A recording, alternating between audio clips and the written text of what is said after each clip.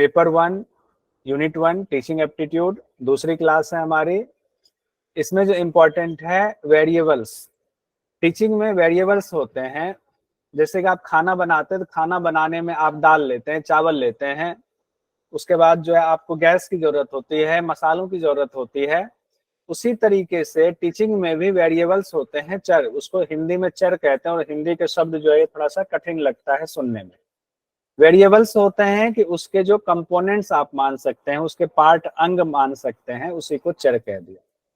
अब चर 3 प्रकार के होते हैं, तो एग्जाम में जो पूछा जाता है, कोई एक आपको दे दिया जाएगा, जैसे मान लो कि आपको दिया कोई बुक, बुक जो है इनमें से कौन सी श्रेणी में आएगा, स्वतंत्र चर की श्रेणी में आएगा, आश्रित चर की श्रेणी में आएगा, या हस्तक्षेप चर की श्रेणी में आएगा, एक बुक लिख करके दे देगा।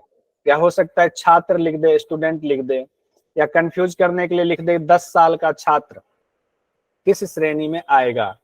तो इसमें 3 ही कंपोनेंट्स हैं। और कौन से कंपोनेंट हैं? एक है इंडिपेंडेंट वेरिएबल्स, दूसरा है डिपेंडेंट वेरिएबल्स, और तीसरा है intervening variables. Independent variables, dependent variables, intervening variables, यानी कि स्वतंत्र चर, आश्रित चर और हस्तक्षेप चर। तो स्वतंत्र चर कौन सा हुआ? जो कि टीचर हैं वो स्वतंत्र चर हैं, वो अपनी स्वतंत्रता से बच्चों को पढ़ाते हैं, उनके ऊपर बच्चों का प्रेशर नहीं होता है। एक ओवरऑल व्यू में देखें तो टीचर को कहा गया है स्वतंत्र चर यानी इंडिपेंडेंट वेरिएबल। आश्रित चर, छात्र आश्रित चर हैं, क्योंकि छात्र टीचर पर डिपेंडेंट हैं, चाहे लेवल कोई भी हो, वो डिपेंडेंट हैं। चाहे लेवल 3 में भी अगर आप देखो तो डिपेंडेंसी उनकी, से आप पीएचडी करने जाओ और आपको कोई टीचर ना मिले तो क्या आप पीएचडी कर पाओगे? आपको एक निर्देश चाहिए, आपको एक दिशा निर्देश टीचर देंगे तभी आप करोगे। तो आप एक तरह से ज्यादा एक्टिव होते हुए भी आप डिपेंडेंट हो, किन पे? टीचर पे।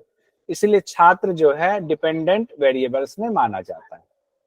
तीसरा है हस्तक्षेप चर, इसको कहा जाता है इंटरवेनिंग वेरिएबल्स। हस्तक्षेप चर जो है इसका तात्पर्य ये है, जो स्वतंत्र चर और आश्रित चर है, यानी छात्र और शिक्षक है, इसके बीच को जोड़ने वाली जो चीजें हैं, जैसे कि 2 लकड़ी के टुकड़ों को जोड़ रहे हैं तो फेविकॉल से जोड़ रहे हैं, तो फेविकॉल वाली जो चीजें हैं वो इंटरवेनिंग वेरिएबल्स है, जो दोनों के बीच में हस्तक्षेप करता है। तो दोनों के बीच में क्या है वो जुड़ाव? तो वो जुड़ाव है सिलेबस है, पाठ्य पुस्तक, शिक्षण विधियां हो सकता है, इन्वायरमेंट हो सकता है, इसमें और भी कई चीजें आ सकती हैं। यानी इस 2 के अलावे जो भी होगा वो इंटरवेनिंग वेरिएबल्स में माना जाएगा। अब इससे संबंधित कोई भी सवाल आएगा, कॉन्सेप्ट क्लियर हो गया, हम आराम से उसको क्लियर कर सकते हैं, उसका जवाब दे सकते हैं। अब किसी तरीके से पूछे कोई दिक्कत नहीं। अब हम लोग आते हैं ऑब्जेक्टिव्स ऑफ टीचिंग। शिक्षण के उद्देश्य क्या है? तो शिक्षण के क्या है, जो हम अपने बच्चों को स्कूल में भर्ती कराते हैं तो किस उद्देश्य से कराते हैं? कि तो ओवरऑल जो उद्देश्य होगा वह छात्र की क्षमता का विकास करना, सामाजिक एवं मानवीय मूल्यों का विकास करना, जीवन शैली को व्यापक बनाना, ज्ञान का निरंतर विकास और जीविकोपार्जन का साधन तैयार करना, शिक्षार्थियों में कंस्ट्रक्टिव कैपेसिटी को डेवलप करना, और सैद्धांतिक ज्ञान को व्यवहारिक जीवन में प्रयोग के लिए प्रेरित करना। कि थियरी तो आपने पढ़ लिया, अब प्रैक्टिकल में उसको जीवन में उतारना। कि महर्षि पतंजलि ने दिया 4 कि जो दुष्ट हैं उनसे दूर रहना है, जो धनी लोग हैं यानी कि प्रसन्न लोग हैं उनसे जो है दोस्ती करनी है, खुश लोग जो हैं। तो ये जो उस तरह के फॉर्मूला, जिसको कहते हैं भावना चतुष्टय का फॉर्मूला दिया है, वो तो फॉर्मूला है, उस फॉर्मूला को जीवन में उतारना। तो यहाँ यही कह रहे हैं कि सैद्धांतिक ज्ञान को व्यवहारिक जीवन में प्रयोग में लाएं, इसके लिए शिक्षण जो है आपको प्रेरित करता है। स्टूडेंट के बीच में सहयोग की भावना पैदा करना, आपस में मिलजुल के रहे तो देश हमारा तरक्की करेगा। परिस्थितियों के अनुरूप खुद को ढालने की कला का विकास करवाना भी बहुत जरूरी है। अगर हम परिस्थितियों के अनुरूप नहीं ढल पाते हैं तो हमें समस्या होती है। तो एक तरह से कहें कि हम कोऑर्डिनेशन बनाने की कला भी, हम इसका उद्देश्य होता है कोऑर्डिनेशन बनाना, कैसे है ये भी सीखते हैं। और उस उद्देश्य के बारे में ही डॉक्टर राधा कृष्णन जी ने कहा है, शिक्षा को मनुष्य और संपूर्ण समाज का निर्माण करना चाहिए, इस कार्य को किए बिना शिक्षा अपूर्ण कहलाती है। ऐसी शिक्षा का क्या फायदा जिससे संपूर्ण समाज का सकारात्मक निर्माण ना हो। इसका तात्पर्य यही है डॉक्टर राधाकृष्णन के मुताबिक। अब हम लोग आते हैं, अब यहां से और भी इंपॉर्टेंट हो रहा है, इसको ध्यान दीजिएगा। ये दो थ्योरी इसमें से पूछा जाता है, काफी क्वेश्चन आता है, खास करके पहले वाले से तो बहुत ज्यादा आता है। अब है यहाँ पर शिक्षण के निर्देशात्मक उद्देश्यों का वर्गीकरण, यानी कि क्लासिफिकेशन ऑफ इंस्ट्रक्शनल ऑब्जेक्टिव्स। तो इसमें जो मेन शब्द हम लेंगे वो लेंगे उद्देश्य, ऑब्जेक्टिव्स। ठीक है, तो जो हमारे टीचिंग के ऑब्जेक्टिव्स हैं उसका क्लासिफिकेशन किया गया। तो पहला क्वेश्चन यहाँ से आता है कि टीचिंग ऑब्जेक्टिव्स का क्लासिफिकेशन सबसे पहले किसने किया, या सबसे पहले किस ईस्वी में किया गया। अगर ये क्वेश्चन आता है तो सबसे पहला नाम आएगा ब्लूम का। ब्लूम ने ही सबसे पहले जो टीचिंग ऑब्जेक्टिव्स हैं, टीचिंग के जो उद्देश्य हैं, जो हमने ऊपर उद्देश्य पढ़ा, उसका क्लासिफिकेशन इन्होंने करा। इन्होंने करा ब्लूम ने। कब किया? 1956 में किया। ये क्वेश्चन में आ सकता है। तो क्लासिफिकेशन के दो तरीके यहाँ बताए गए हैं जो हमारे सिलेबस में है। पहला है ब्लूम्स क्लासिफिकेशन, दूसरा है गैगने और ब्रिग्स का क्लासिफिकेशन। इसका एक और नाम है ब्लूम क्लासिफिकेशन का, उसका दूसरा नाम है, एक सेकंड बताता हूं, ब्लूम टेक्सोनॉमी। अगर ये आ जाए ब्लूम टेक्सोनॉमी तो हम परेशान नहीं होंगे कि हमने पढ़ा था क्लासिफिकेशन, ब्लूम क्लासिफिकेशन, और यहां दे दिया गया ब्लूम टेक्सोनॉमी। अगर ब्लूम टेक्सोनॉमी भी आए तो यही अर्थ है ब्लूम द्वारा किया गया क्लासिफिकेशन, वर्गीकरण। किस चीज का वर्गीकरण? टीचिंग ऑब्जेक्टिव्स का वर्गीकरण। तो पहले हम सबसे पहले ब्लूम वाला पढ़ते हैं क्योंकि ब्लूम से बहुत सारे सवाल आते हैं। उसके बाद हम गैगने और ब्रिग्स का वाला भी देखेंगे, लेकिन ये बहुत इंपॉर्टेंट नहीं है, लेकिन फिर भी पता होना चाहिए। सबसे पहले हम आते हैं ब्लूम द्वारा किया गया क्लासिफिकेशन क्या है। तो किसका क्लासिफिकेशन किया गया, एक बार बताइए, किस चीज का क्लासिफिकेशन किया? माइक खोल के कोई भी। टीचिंग के ऑब्जेक्टिव का क्लासिफिकेशन। हाँ, टीचिंग ऑब्जेक्टिव्स का क्लासिफिकेशन। ठीक है, ब्लूम कौन थे? तो ब्लूम एक मनोवैज्ञानिक थे बेसिकली। वो अमेरिका के रहने वाले थे। अमेरिका के रहने वाले ब्लूम ने, जिनका पूरा नाम था बेंजामिन ब्लूम, इनका पूरा नाम, अमेरिका के रहने वाले थे ब्लूम, बेंजामिन ब्लूम इनका पूरा नाम था। इन्होंने 1956 में अपने रिसर्च करके एक किताब लिखी। उस किताब में इन्होंने टीचिंग ऑब्जेक्टिव्स का क्लासिफिकेशन किया, उसी का नाम दिया गया ब्लूम क्लासिफिकेशन। ये ध्यान रखेंगे। तो इन्होंने, अब ये सवाल में आ जाए कि टीचिंग के ऑब्जेक्टिव्स का जो क्लासिफिकेशन है वो सबसे पहले किसने किया, तो ब्लूम ने किया। किस ईस्वी में किया? तो 1956 में किया। ठीक है, अब यहाँ पर ये देते हैं 1956 में किया। ठीक है, यहां तक हो गया। और क्या क्लासिफिकेशन किया, अब वो हम लोग देखते हैं। इसको बहुत अच्छे से याद कर लेंगे, अभी याद हो भी जाएगा, कोई दिक्कत नहीं है। इन्होंने जो क्लासिफिकेशन किया 3 पार्ट में किया ऑब्जेक्टिव्स का। कैसे? एक किया इन्होंने हेड, ये वाला पोर्शन हो गया, हेड हो गया। दूसरा इन्होंने किया हार्ट वाला पोर्शन, तो हार्ट वाला पोर्शन क्या हो गया? भाव से जुड़ा हुआ है। और तीसरा इन्होंने किया क्रियात्मक, यानी जो अब हिलना डुलना या एक्शन में आ जाना, उसी को 3H के नाम से भी जाना जाता है। अगर एग्जाम में आ जाए 3H फॉर्मूला किस थियरी से जुड़ा हुआ है, किस क्लासिफिकेशन से जुड़ा हुआ है, तो ब्लूम क्लासिफिकेशन से जुड़ा हुआ है। 3H क्या है? हेड, हार्ट और हैंड। हैंड क्या होता है? कार्य करता है, तो संचालन के लिए हैंड का, ये संकेत में लिखा गया है, संकेताक्षर है, ये संकेत का अक्षर है, हेड, हार्ट और हैंड। तो अब पहले हेड, हार्ट और हैंड देखते हैं। फिर क्या हेड के भी कितने पार्ट हैं वो भी याद कर लेंगे, अभी हो जाएगा, याद क्या करना, अभी समझ लेंगे तो हो जाएगा। पहले तो इन्होंने ऑब्जेक्टिव्स को 3 पार्ट में बांटा, हेड में, हार्ट में और हैंड में, 3H। हेड वाला क्या है, हम यहाँ से ज्ञान अर्जित कर रहे हैं, तो इसको हेड की श्रेणी में रखा।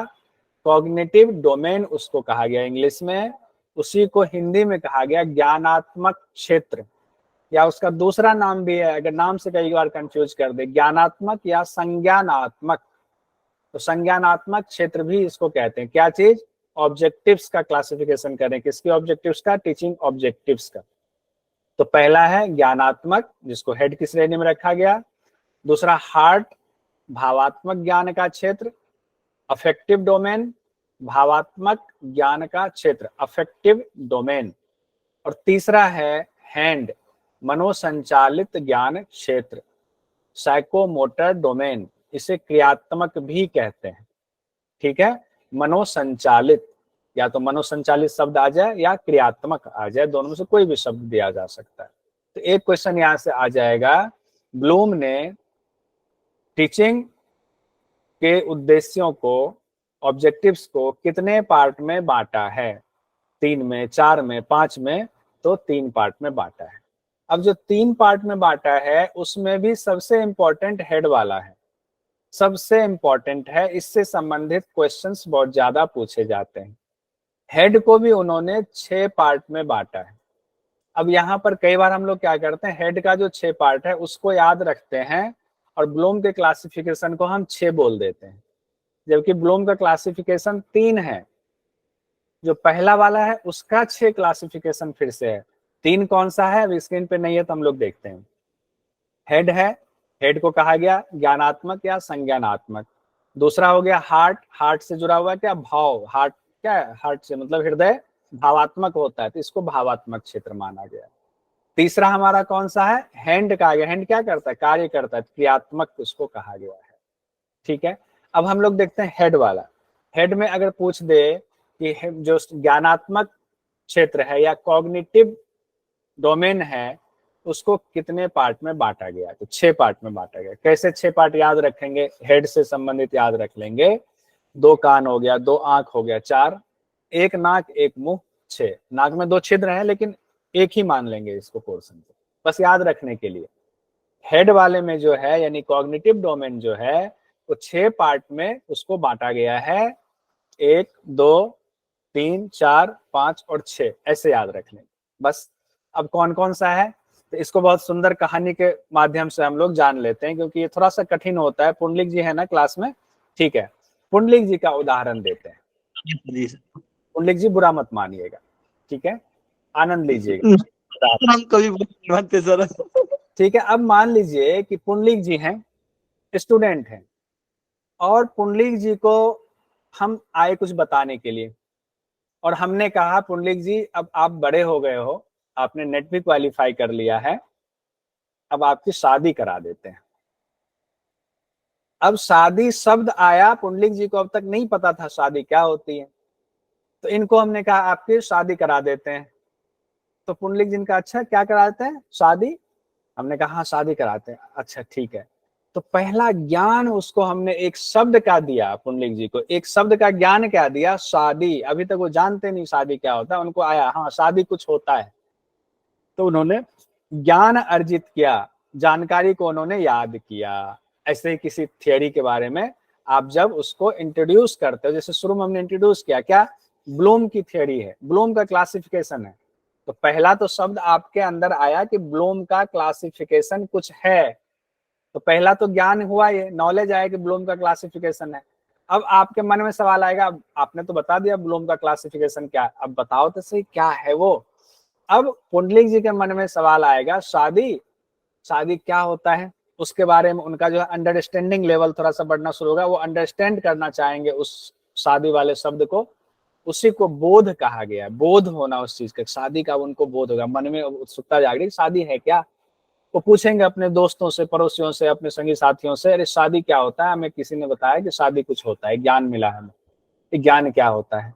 अब उसके बारे में वो जानकारी इकट्ठा कर रहे हैं शादी के बारे में, तो किसी ने कहा शादी बहुत अच्छी चीज है, शादी करोगे तो खाना बना बनाया मिल जाएगा, कहीं तकलीफ में आओगे तो एक संगी साथी मिल जाएंगी उस तकलीफ को बांटने के लिए, और भी बहुत फायदे उनको बता देंगे। तो उनको अच्छा, अब उनको ज्ञान बोध होने लगा, कंप्रिहेंशन होने लगा शादी के बारे में, यानी कि जानकारी सामग्री का अर्थ समझना। जो जानकारी आपको मिली है, जो ज्ञान मिला है, उसका अर्थ आप समझने लगे। अभी सिर्फ समझ रहे हैं, अभी शादी नहीं हुई है इनकी, पुंडलिक जी की। अब क्या हुआ, पुंडलिक जी को जब उसका अर्थ आया तो उत्सुकता मन में जागी, अच्छा ये चीज है, तो चलो जब हम जान भी लिए शादी क्या इतनी अच्छी चीज है शादी। और किसी ने ये भी कह दिया पुंडलिक जी को कि शादी ऐसा है ना कि उसमें बिना गलती के भी सॉरी बोलना पड़ता है, क्या चलो ये तो और अच्छा है। तो अब इनके मन में उत्सुकता जागी, अब तो शादी करनी है, अब उस शादी को उपयोग में लाना है, एप्लीकेबल करना है उसको। तो इन्होंने क्या करा, ये चले गए लड़की देखने। लड़की देखने गए, अब उसको एप्लीकेबल करना है। लड़की देखने गए और वहां पर उन्होंने जो है अपना जो अमूर्त ज्ञान था इनके पास कि शादी क्या होती है, उसमें एक लड़की होती है, एक ससुर भी मिलेगा, हमें एक सास भी मिलेंगी, बड़ा मानेंगी, ससुर भी बड़े प्यार करेंगे। इनका अभी तक अमूर्त ज्ञान था, वो भावात्मक ज्ञान था, उसको व्यवहारिक ज्ञान में लेने गए, अमूर्त ज्ञान को मूर्त ज्ञान में कन्वर्ट करने गए, लड़की देखने चले गए। अब इनके सामने सारी पिक्चर दिख रही है कि लड़की भी बैठी हुई है, सास ससुर भी बैठे हैं, साला भी है, आहा हा आनंद में है। अब वहां इन्होंने पसंद किया और शादी कर ली। अब जब ये शादी इन्होंने किया तो शादी के बाद ये जीवन जीने लगे अपना। जब शादी के बाद जीवन जीने लगे तब इनको खट्टे मीठे अनुभव होने लगे। जब खट्टे मीठे अनुभव होने लगे तो अब ये एनालिसिस करने लगा, किस किस ने बोला था शादी करो, अच्छा हुआ तो जिसने बोला था उसका धन्यवाद देगा, अब बुरा हुआ तो उसको ढूंढेगा, तुम ही ने बोला था। वो कहेगा भैया हम क्या करें, जो शादी का लड्डू है ऐसा कि जो खाए वो भी पछता है, जो ना खाए वो भी पछता है, लेकिन खाने के बिना रहा नहीं जाता है। तो अब इन्होंने ये विश्लेषण कर रहे हैं। अच्छा, विश्लेषण भी दो तरीके का होता है। क्या विश्लेषण दो तरीके का होगा, एक तो होगा कि गुड वाला, जब अच्छा अच्छा सब कुछ है ना तो विश्लेषण होगा, कहेंगे कि नहीं, पत्नी से जब थोड़ा सा मान लो पहले झगड़ा हो गया, झगड़ा हुआ तो कहेंगे कि अरे तुम्हारे तो मायका वाला ऐसा है, तुम्हारा तो वैसा है, तुम तो ये करते हो, तुम्हारा ध्यान नहीं रखते हो, तुम्हारा तो जो है मैंने ही पसंद किया, दूसरा तो कोई पसंद नहीं करता। तो आपने क्या किया, आप कह दोगे तुम्हारे तो नाक, और चिढ़ाने के लिए तुम्हारी तो नाक जो है थोड़ी नीची है, तुम्हारे आंख तो छोटे हैं, या तुम्हारी आंख इतनी बड़ी आंख ना दिखाओ। तो आपने क्या किया, एक एक चीज को लेकर के विश्लेषण करके कमेंट करना शुरू कर दिया पत्नी पर। पत्नी भी नाराज होगी, पत्नी ने भी आपका विश्लेषण कर दिया, ये पलटवार चल गया दोनों तरफ से। एक दूसरे का विश्लेषण, यानी कि ज्ञान का, क्योंकि ज्ञान तो आप प्राप्त कर रहे हो शादी की, वो तो परस्पर दूसरी तरफ से भी वही प्रोसेस चला आ रहा है। तो एक दूसरे का विश्लेषण कर दिया, ठीक है। अब उस सब्जेक्ट का विश्लेषण हुआ तो अब उसके बाद आता है संश्लेषण यानी सिंथेसिस। अभी झगड़ा हुआ था तो विश्लेषण हुआ, एक दूसरे को पिन किया, तुम्हारी नाक ऐसी, तुम्हारे मुंह ऐसे, पुंडलिक जी कहेंगे कि तुम्हारा कलर जो है दबा हुआ है, पुंडलिक जी कहेंगे तुम्हारा कलर सफेद है, तो कौन सा तुम्हारा अपना योगदान है। अब विश्लेषण हुआ। अब क्या हुआ, ये सब लड़ झगड़ के जब थक गए झोटम झोटा करके, तब हुआ कि चलो अब ठीक है, अब थोड़ा सा अच्छा वाला माहौल आ गया। जब अच्छा वाला माहौल आ गया तो उसमें सब कुछ अच्छा देखने लगा। पुंडलिक जी में उनकी पत्नी को सब अच्छा देखने लगा, अरे जो है टेढ़ा है पर मेरा है। अब पुंडलिक जी को अपनी पत्नी ने टेढ़ी है पर मेरी है। तो संश्लेषण का मतलब क्या है, विश्लेषण का बिल्कुल उल्टा। विश्लेषण में हम क्या कर रहे थे, एक एक चीज को पर्टिकुलर हम फोकस कर रहे थे, और संश्लेषण में, सिंथेसिस में क्या करा, सबको मिलाकर, अच्छा ठीक है नाक भी टेढ़ी है तो क्या ठीक है चलेगी, कोई बात नहीं, बहुत अच्छा, ओवरऑल ऐसा है कि इस लेडी ने मेरे घर को संभाल लिया। और लेडी कहेंगे ओवरऑल ऐसा है, इस आदमी ने मेरा जीवन सफल कर दिया। तो जो अब तक अलग अलग था उसको समय, यानी एक में क्लासिफिकेशन करते हैं विश्लेषण में एक एक चीज का अलग अलग, और दूसरे में उसको एक साथ इकट्ठा कर दिया कि नहीं ठीक है, जो है फाइनल बढ़िया है, ठीक है। ये सिंथेसिस हो गया। अब है उसके बाद फाइनल मूल्यांकन की बात आएगी, इवेल्युएशन की बात आएगी। अब एक पुंडलिक जी का दोस्त आ गया कि भाई तुमने तो शादी की है, अब हमें भी बताओ, शादी के बारे में हमें पता चला, तुम्हारा मूल्यांकन क्या है। तब वो कहेंगे भैया शादी तो कर ही लो या नहीं करो, जो भी पुंडलिक जी का मूल्यांकन होगा, हो सकता है उनका मूल्यांकन पॉजिटिव हो या उनका मूल्यांकन निगेटिव हो। अगर निगेटिव भी होगा तो भी वो फंसाना चाहेंगे, हम तो फंस गए दूसरे को भी फंसा लें, पॉजिटिव होगा तो अच्छा भाव होगा, योग वाले हैं तो कहेंगे नहीं नहीं कर लो, अच्छी चीज है। तो मूल्यांकन कुछ भी हो, मूल्यांकन में आप फ्री होते हो, हर आदमी का मूल्यांकन एक ही चीज के बारे में अलग अलग हो सकता है, इसलिए एक ही सब्जेक्ट पर जब आप रिसर्च करते हैं तो आपका मूल्यांकन, आपका रिजल्ट बिल्कुल डिफरेंट आता है। तो ये 6 पार्ट हो गया। बताइए ये किसका पार्ट था? अब आप लोगों में से मुझे बताइए ये क्या चीज पढ़ रहे थे हम अभी? एक तो बताइए ज्ञानात्मक हेड का सर सर ब्लूम टैक्सोनॉमी का ये फर्स्ट हेड हेड के कॉग्निटिव। हाँ, बहुत बढ़िया। तो ब्लूम जो हम लोगों ने सिद्धांतपुरा क्लासिफिकेशन पढ़ा, उसका जो पहला था ज्ञानात्मक था या संज्ञानात्मक था, उस संज्ञानात्मक के 6 ये पार्ट थे। समझ में आ गया? ये बहुत आसान था, बिल्कुल आसान, कोई दिक्कत नहीं था। अब उसी चीज को ज्ञान से जोड़ दीजिए, शादी तो बहुत हो गया, और शादी को छोड़ दिए, ज्ञान से जोड़ लेंगे तो ज्ञान से कर लीजिए कि किसी को किसी थ्योरी के बारे में सिर्फ बताया, पहले ये थ्योरी है, इसी को मान लीजिए ब्लूम की थ्योरी से देख लेते हैं। हमने आपको बताया ब्लूम की थ्योरी, अब आपके मन में सवाल है, थोड़ी देर हम चुप बैठ जाएं, कुछ ना बोले, आपके सर आपने ब्लूम थ्योरी बताया, वो तो बताओ ब्लूम थ्योरी क्या होता है, नहीं उसका बोध तो कराओ। तो हम ब्लूम थ्योरी के बारे में थोड़ा सा देंगे। ब्लूम थ्योरी जो है वो क्लासिफिकेशन है किसका? टीचिंग ऑब्जेक्टिव्स का। तब आप कहोगे कि उसको कैसे मूर्त रूप में लाएं, कैसे उसको उपयोग करें, तो हम बताएंगे कि वो थ्योरी ये है, उसको ऐसे व्यवहार में लाना है। जब व्यवहार में लाएंगे फिर आप कहोगे इसका एनालिसिस करते हैं, व्यवहार में लाने के बाद क्या ठीक रहा नहीं रहा, फिर आप कहोगे ठीक है ओवरऑल कंडीशन क्या, सिंथेसिस क्या है कि ये उपयोग लायक है या नहीं है, कहेंगे उपयोग लायक है, ट्रांसलेशन कर दिया। फिर फाइनल इवेल्युएशन कर देंगे हम इस थ्योरी का। यहाँ हमारा संज्ञानात्मक हो गया, यानी हेड का काम हो गया। अब आते हैं हम, दूसरा है इसका ब्लूम थ्योरी का हार्ट। हार्ट पर आते हैं। पीडीएफ सेंड करना सर, हाँ मैं ये करेंगे, अब ऐसा करेंगे ना, रोज जो पढ़ाएंगे ना, रोज का पीडीएफ रोज सेंड कर देंगे तो अच्छा रहेगा। मैंने ये सोचा, आज मैं विचार कर रहा था, नहीं तो फिर दिमाग से निकल जाएगा। आज जो हम पढ़ा रहे हैं, कल वाला और आज वाला मैं आज ही पीडीएफ सेंड कर दूंगा, ठीक है, चिंता मत कीजिए।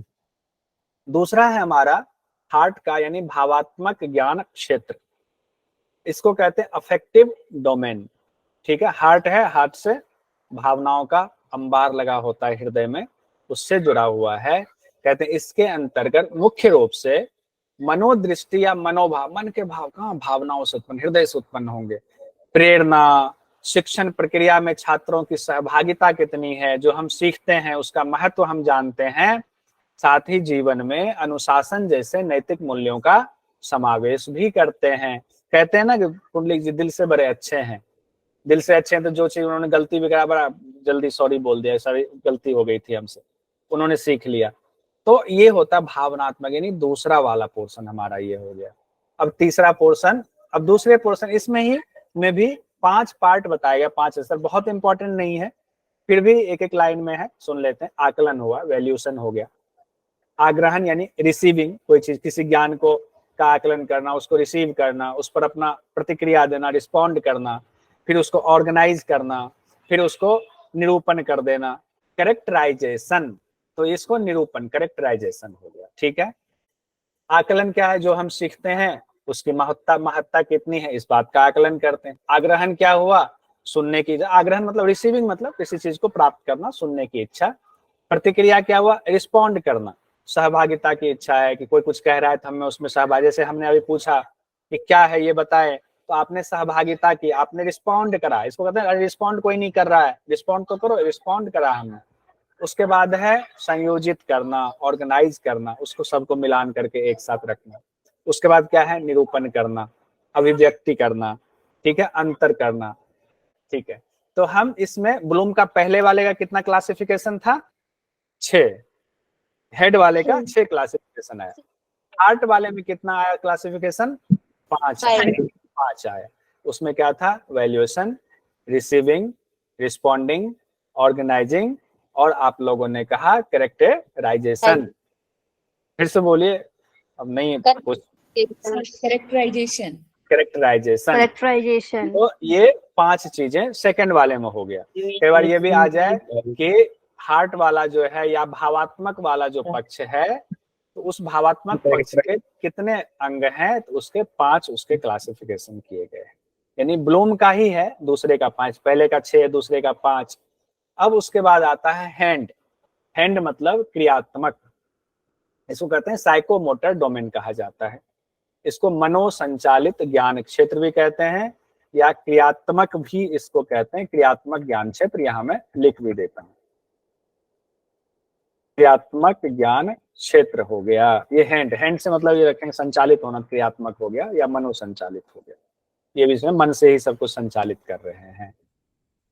उसके बाद इस ज्ञान क्षेत्र को मनोगत्यात्मक, मनोप्रेरक या क्रियात्मक ज्ञान क्षेत्र भी कहा जाता है। ये 2 बार रिपीट हो गया।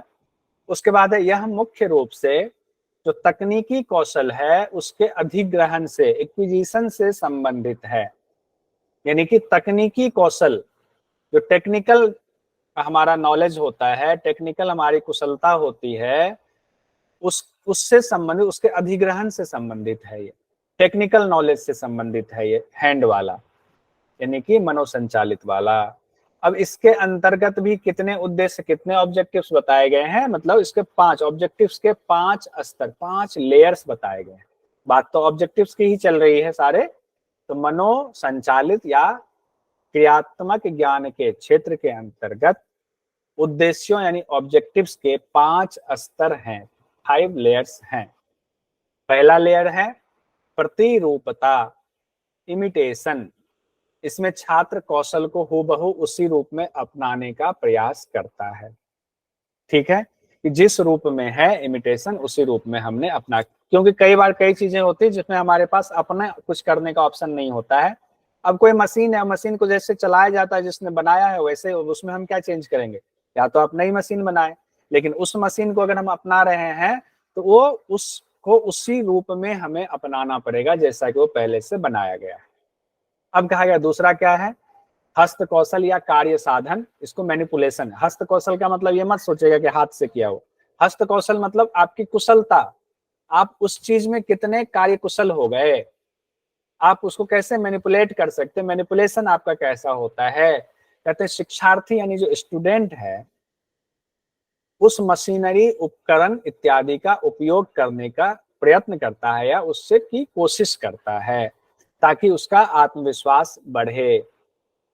उसके बाद कहते हैं तीसरा है हमारा प्रिसीजन, यानी कि परिशुद्धता। इसमें कहते हैं पाठ को बार बार करते रहने से उसमें सुधार एवं शुद्धता आती। पाठ से यहाँ तात्पर्य है उस मशीनरी में बार बार आप प्रैक्टिकल कर रहे हैं, बार बार प्रैक्टिकल कर रहे हैं, परिशुद्धता आएगी। उसके बाद चौथे में कहा गया है आर्टिकुलेशन, स्पष्ट अभिव्यक्ति।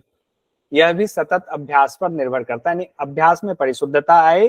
अब ऐसा हो गया, अब आप इधर भी देख रहे हैं तो इधर भी आपका हाथ चल रहा है, इतना एकदम कार्य कुशल हो गए, कुशल श्रमिक वाली स्थिति एक तरह से तकनीकी कौशल के क्षेत्र में। ये चौथा स्तर हो गया। और 5वां जो इसका स्तर है वो है प्रकृतिकरण यानी कि नेचुरलाइजेशन। इसमें कहा गया है स्किल को आत्मसात कर लिया जाता है। अब जैसे आपके ब्लड में शामिल हो गया, वो शिक्षण के अनुरूप नई तकनीक को डिजाइन करना और मॉडिफाई करना सम्मिलित है। अब तक तो आप सिर्फ उससे जैसा था वैसा ही अपनाया, फिर उसको आपने सीखने की कोशिश की, फिर और बारंबार अभ्यास किया, उतार लिया। अब उसमें चाहो तो आप नया मॉडिफिकेशन भी कर सकते हो। आपको लगे नहीं ये काम करने का तरीका बहुत ढीला पड़ रहा है, इसमें कुछ अलग तकनीक हम जोड़ दें तो हमारा जो है कार्य करने की क्षमता बढ़ जाएगी, अच्छा होगा। तभी तो मॉडिफिकेशन होता रहा। पहले जो हम यहाँ से थोड़ी दूरी पर उड़ते थे, वैसे 2 भाइयों राइट बंधुओं ने जो है पहले बनाया जहाज, तो थोड़ी दूर उड़ा होगा। उसके बाद फिर आज जो है कहाँ से कहाँ कितने समंदर पार करके हम चले जाते हैं, तो मॉडिफिकेशन होता गया। अब इसमें से जो एक और क्वेश्चन आता है, अब देखिए ब्लूम ने 3 प्रकार का मॉडिफिकेशन किया, ज्ञानात्मक, भावात्मक और क्रियात्मक। पहले में 6 उसका था भाग था, दूसरे का जो था 5 स्तर और तीसरे का भी 5 स्तर था। यहाँ हुआ ब्लूम का जो क्लासिफिकेशन था जिसको ब्लूम टेक्सोनॉमी कहते हैं, इसमें पहली बार संशोधन भी हुआ। तो ब्लूम टेक्सोनॉमी आया कब? 1956 में आया, और 2001 में इतने सालों बाद इसमें कुछ मॉडिफिकेशन किया गया, संशोधन किया गया। अभी देखिए हम लोगों ने मॉडिफिकेशन पढ़ा यहाँ, और ये मॉडिफिकेशन बाद में आ गया। मॉडिफिकेशन किसने करा इनके सिद्धांत में? एंडरसन और करतवुल नाम के हुए साइकोलॉजिस्ट, उन्होंने इसमें संशोधन किया। इन्होंने एक संशोधन में क्या कहा, ज्ञान को सोचने का परिणाम मान लिया। अभी तक ब्लूम ने जो करा था, उन्होंने पहला जो इनका था संज्ञानात्मक, ज्ञानात्मक जो था, वहां जो ज्ञान की बातें ये कर रहे थे, उसके बाद ये बोध को ला रहे थे। पहले संज्ञानात्मक में 6 पार्ट में, कि पहले जो है किसी चीज का ज्ञान देंगे, फिर उसके बाद उस पर सोचेंगे। तो इसमें एंडरसन और करतवुल ने कहा, जैसे कि पुंडलिक जी ने शादी के बारे में शब्द पहले सुना, उसके बाद उस पर विचार किया। इन दोनों का कहना है नहीं, शादी का पहले विचार आया, उसके बाद ज्ञान जो है उत्पन्न हुआ। तो इन्होंने कहा ज्ञान को सोचने का परिणाम माना, यानी बोध का रिजल्ट जो है वो ज्ञान माना। तो थोड़ा सा इन्होंने चेंज कर दिया, आगे पीछे कर दिया। इन्होंने साथ ही इन्होंने क्या किया, एंडरसन और करतवुल ने इन्होंने कहा कि मेरे मुताबिक ज्ञान के 4 आयाम हैं। पहले तो कहा ज्ञान कहाँ से आया, सोचने की वजह से आया, उसका परिणाम है। उसके बाद इसने कहा ज्ञान के 4 आयाम है, उसका भी 4 स्टैंडर्ड बताया 2001 में जो संशोधन किया।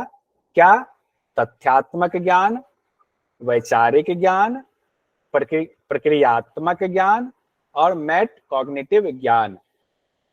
मेट कॉग्निटिव ज्ञान के बारे में व्याख्या की गई है, इससे ज्ञान का भी ज्ञान, यानी कि जितने ज्ञान अभी हैं 4 हैं, लास्ट वाला जो ज्ञान है वो ज्ञान का भी ज्ञान किया गया है।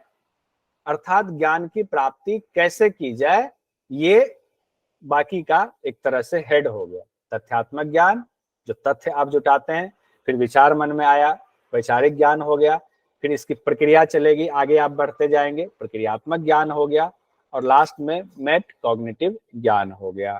ठीक है, ये था चेंज जो 2001 में संशोधन हुआ, उसको लेकर के ये बातें थी। अब हम लोग आते हैं जो दूसरी थ्योरी है, किस बात की थ्योरी है, टीचिंग ऑब्जेक्टिव्स को लेकर जो थ्योरी है वो है गैगने और ब्रिग्स के द्वारा शिक्षण एवं निर्देशात्मक उद्देश्यों का वर्गीकरण। ठीक है, गैगने और ब्रिग्स वाला। तो गैगने और ब्रिग्स वाले में जितना डिटेल हमने ब्लूम्स में पढ़ा उतना डिटेल तो इसमें नहीं है, लेकिन फिर भी जितना है उतना हम पढ़ते हैं। कहते हैं गैगने और ब्रिग्स ने भी टीचिंग ऑब्जेक्टिव्स का क्लासिफिकेशन किया। तो इन्होंने जो क्लासिफिकेशन किया वो इन्होंने ब्लूम्स के बाद किया, ये ध्यान रखिएगा। इसका ईस्वी सन मैंने अभी नोट नहीं किया है, मैंने कहीं देखा था, लिख के रखा था, लिखना इसमें मिस हो गया, मैं बाद में इसमें लिख करके भेज दूंगा। तो इन्होंने जो, लेकिन इसलिए बता रहा हूँ कि बाद में लिख करके भेज दूंगा।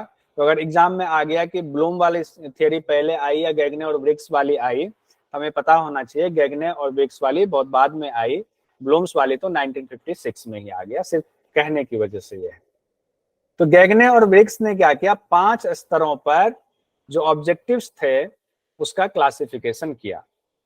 तो इन्होंने कौन कौन से 5 स्तर पर क्लासिफिकेशन किया, एक तो इन्होंने किया ज्ञानात्मक रणनीति, कॉग्निटिव स्ट्रेटेजिक, उसके बाद बौद्धिक कौशल, इंटेलेक्चुअल स्किल्स, उसके बाद मनोदृष्टि, एटीट्यूड को इन्होंने लिया, उसके बाद मौखिक सूचना, ओरल इंफॉर्मेशन लिया, और लास्ट में 5वां इन्होंने लिया संचालन तंत्र और शारीरिक क्षमता, motor skills and physical ability को भी इन्होंने जोड़ा है।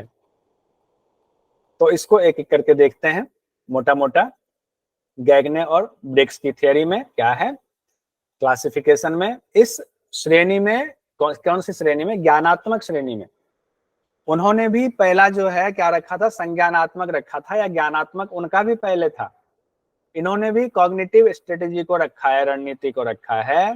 कहते हैं इसमें शिक्षार्थी के स्वयं का शिक्षण, स्मरण शक्ति, विचार कौशल को विकसित करने के लिए, हेतु को यहाँ थोड़ा सा ज्यादा टफ शब्द हो जाएगा, करने के लिए तकनीकों एवं विधियों का सहारा लिया जाता है।